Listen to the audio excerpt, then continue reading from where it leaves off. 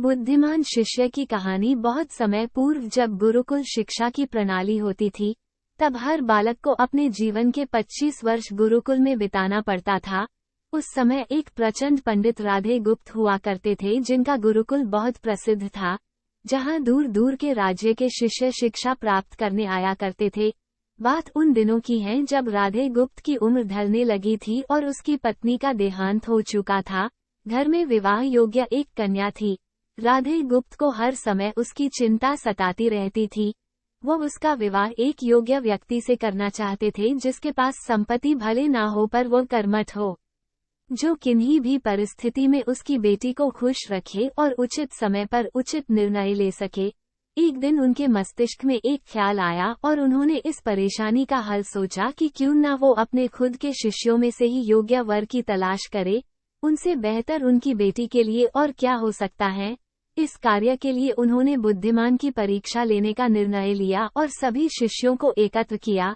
राधे गुप्त ने सभी से कहा कि वे एक परीक्षा आयोजित करना चाहते हैं जिसमें सभी की बुद्धिमानी का परिचय होगा।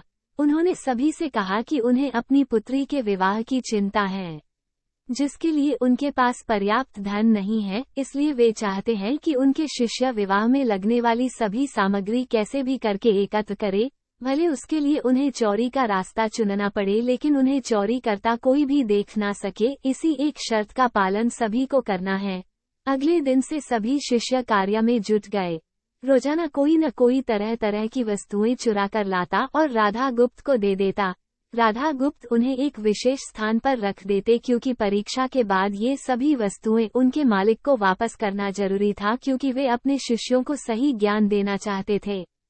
सभी शिष्य अपने अपने दिमाग से कार्य कर रहे थे, लेकिन इनमें से एक चुपचाप गुरुकुल में बैठा हुआ था, जिसका नाम रामास्वामी था। वह राधा गुप्त का सबसे करीबी और होनहार छात्र था। उसे ऐसा बैठे देख राधा गुप्त ने इसका कारण पूछा। तब रामास्वामी ने बताया कि आपने परीक्षा की शर्त के रूप में कहा था कि चोरी करते वक्त इसे कोई ना देख सके। इस प्रकार अगर हम अकेले में भी चोरी करते हैं, तब भी हमारी अंतरात्मा उसे देख रही है। हम खुद से उसे नहीं छिपा सकते। इसका अर्थ यही है कि चोरी करना व्यर्थ है। उसकी यह बात सुन राधागुप्त के चेहरे पर खुशी छा जाती है। वे उसी वक्त सभी को एकत्र करते हैं और पूछते हैं कि आप सबने जो चोरी की, क्या उसे किसी ने देखा? सभी कहते हैं नहीं। तब राधागुप्त कहते हैं कि क्या आप अपने अंतर्मन से भी इस चोरी को छिपा सके? सभी को बात समझ आ जाती है और सबका सिर नीचे झुक जाता है, सिवाय रामास्वामी के।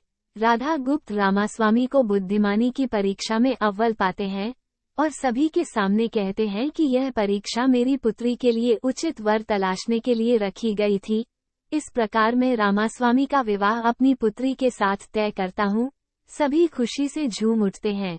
साथ ही चुराई हुई हर एक वस्तु को उसके मालिक को सौंप विनम्रता से सभी से क्षमा मांगते हैं।